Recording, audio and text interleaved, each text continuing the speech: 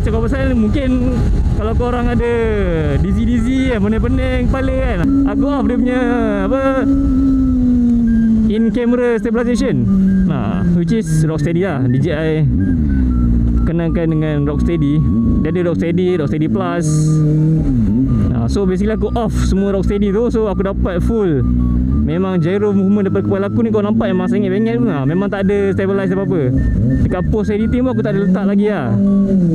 Sebab aku rasa aku seronok bila aku off Rocksteady ni.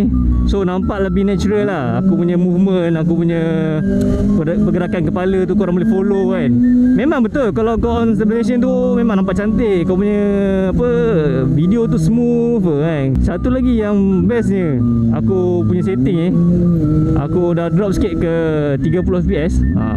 Sebab aku nak pakai shutter speed 1/60. Tambah pula aku pakai ND filter 16 sekarang. Sekarang 16 aku pakai. 16 patut 8 ni. Tadi aku tengok cerah ni macam gelap balik ni. Aku pakai ND filter 16 lah sekarang. So aku nak dapatkan that motion blur yang lagi smooth, lagi sedap, lagi natural lah untuk mata memandang kan. I mean 60 fps pun memang cantik, memang nice. Aku just nak try je.